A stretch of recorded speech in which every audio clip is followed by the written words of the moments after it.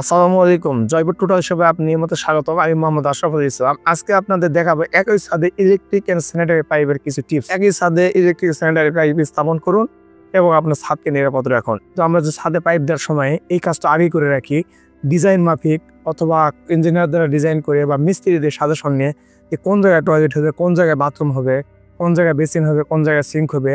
আমরা ছাদ না কাটে বা ছাদ না হোল করে আমরা কর্মীশনদের না ডিল করে আমরা নিজেরাই যদি পাইপ বসায় রাখি সেই পজিশনে, যেমন 2টা বেসিন, একটা সিঙ্ক, একটা হাই কমোড, একটা লো কমোড, এই ধরনের কাজটা যদি আমরা আগে করে রাখি তাহলে ছাদের ক্ষতি হবে না। মিস্ত্রির সময় বাঁচলো, দুইতে আপনার ছাদ কাটতে হলো না, ছাদ ঢালাই পরবর্তী তার দিতে হলো না, তৃতীয়তে পাইপ সেটিং এর ঝামেলা কম হয়ে গেল। পরবর্তীতে আপনি নির্দিষ্ট স্থানে প্যান, কোমর, বেসিন বসাই আপনার হয়ে গেল। আমি অনেক জায়গায় দেখছি ডিজাইন করার পরও আপনার স্যানিটারি পাইপ বসায় না। আপনি ডিজাইন করার পর আপনার 4 ইঞ্চি 6 ইঞ্চি যে জায়গায় যেটা প্রয়োজন হবে সেই জায়গায় পাইপটা স্থাপন করে নেবেন, তাহলে সবচেয়ে ভালো হয়। ডিজাইন অনুযায়ী আমরা কাজ করে রাখি, পরবর্তীতে আমাদের অনেক সুবিধা হবে। কারণ ঢালাইয়ের পরে আমাদের ছাদ কাটতে অনেকে কষ্ট হয়, বিশেষ করে মালিকের অনেক কষ্ট হয় যে আমার ছাদটা নতুন ছাদটা কেটে ফেললো।